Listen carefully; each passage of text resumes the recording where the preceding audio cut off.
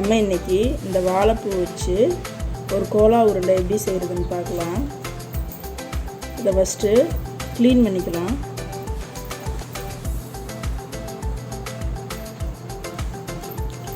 இந்த மாதிரி நரம்பு மாதிரி இருக்கும், அதை எடுத்துக்கிட்டு அப்புறம் இந்த மாதிரி ஒரு பிசிறு மாதிரி இருக்கும், அதை எடுத்துக்கலாம். இந்த மாதிரி எல்லாத்தையும் க்ளீன் பண்ணிக்கலாம்.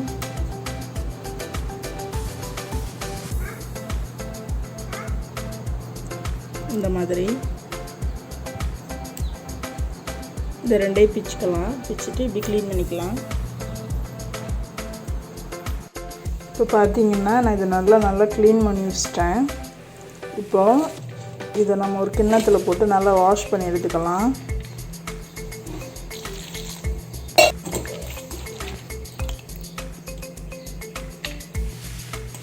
இப்போது மறுபடியும் கிண்ணத்தில் ட்ரான்ஸ்ஃபர் பண்ணி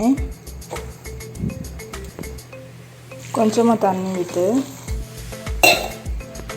கொஞ்சமாக 1/4 ஸ்பூன் அளவு மஞ்சள் தூள் சேர்த்துக்கிறேன். லைட்டாக பிஞ்ச் அளவு உப்பு சேர்த்துக்கிறேன். இது ஒரு கரண்டி வச்சு நல்லா மிக்ஸ் பண்ணிவிட்டு நம்ம அடுப்பில் கொஞ்சம் வச்சு வேக வைக்கலாம். இப்போ பார்த்திங்கன்னா இது அடுப்பில் வெந்துட்டுருக்கு. அதுக்குள்ளே நம்ம அரைக்கிற பொருளெல்லாம் அரைச்சிக்கலாம். ஒரு 5 ஸ்பூன் அளவு பொரிக்கடலை எடுத்துக்கிறேன்.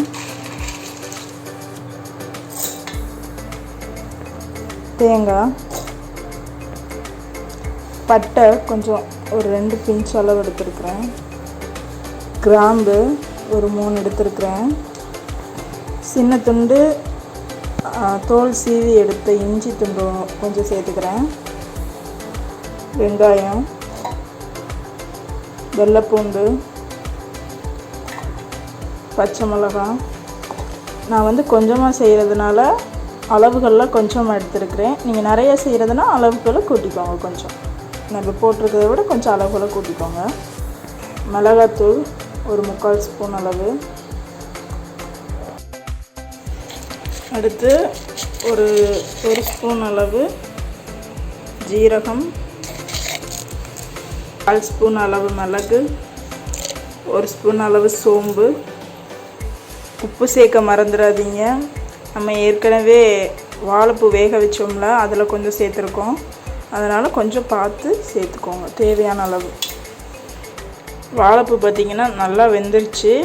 இதை நல்லா தண்ணியை வடிகட்டிட்டு சுத்தமாக கொஞ்சம் கூட தண்ணியே இல்லாமல் எடுத்து நம்ம எடுத்து வச்சுருக்கோம்ல மிக்சியில் பொருளெல்லாம் அதில் சேர்த்துக்கிடுவோம். இப்போ பார்த்திங்கன்னா நான் தண்ணி இல்லாமல் நல்லா வடித்து வச்சுருக்கேன். இதை நம்ம இந்த மிக்சியில் எடுத்து வச்சுருக்கோம்ல பொருள், அது கூட ஆட் பண்ணிக்கலாம். இதில் தண்ணியே சேர்க்கக்கூடாது. இதில் நம்ம என்ன சேர்த்துருக்கோமோ அதை அப்படியே குறைப்பாக அரைச்சிக்கலாம். நான் இப்போ அரைச்சிட்டு உங்களுக்கு காட்டுறேன். பாருங்கள், நான் அரைச்சிட்டேன், காமிக்கிறேன். கையில் எடுத்து காமிக்கிறேன் பாருங்கள். இந்த மாதிரி குறைப்பாக அரைச்சிக்கணும். ரொம்ப நம்ம போட்டிருக்க பொருள் தெரியக்கூடாது, அதுக்கு ரொம்ப நைஸாக அரைக்கூடாது. இந்த மாதிரி அரைச்சிக்கணும். இப்போ இதை நம்ம சின்ன சின்ன உருண்டையாக பிடிச்சிக்கலாம். ரொம்ப அழுத்தி உருட்டாதீங்க, உள்ளே வேகாது.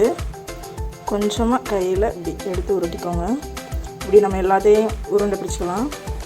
பார்த்திங்கன்னா நான் எல்லாத்தையும் உருண்டை பிடிச்சிட்டேன். வாழைப்பூ சில பேர் இப்போ சாப்பிட மாட்டேன்னு சொல்லுவாங்க. அவங்களுக்கு இந்த மாதிரி செஞ்சு கொடுங்க, நல்லா விரும்பி சாப்பிடுவாங்க. இப்போ நம்ம எண்ணெயில் போட்டு பொரிச்சு எடுத்துடலாம்.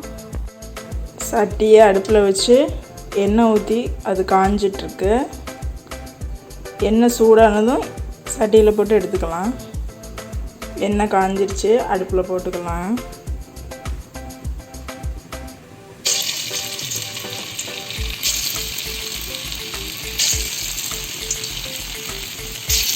அடுப்பில் போட்டதுக்கப்புறம் அடுப்பில் சிம்மை வச்சுக்கோங்க. அடுப்பை சிம்மில் வச்சு போகிறீங்க. ஏன்னா உள்ளே வேகாது. நீங்கள் நார்மலாக வச்சு பொரிச்சிங்கன்னா உள்ளே வேகாது, வெளியே மட்டும் பொரிஞ்சிருக்கும். சிம்மில் வச்சு பொரிச்சிங்கன்னா தான் உள்ளேயும் வெந்திருக்கும், வெளியும் நல்லா கிறிஸ்பியாக கிடைக்கும். பார்த்திங்கன்னா எல்லாம் ரெடியாக பொரிஞ்சு வந்துருச்சு. நம்ம அடுப்பில் இருந்து எடுத்துக்கலாம். நல்லா எண்ணெயை வடிகட்டிட்டு எடுத்துக்கலாம்.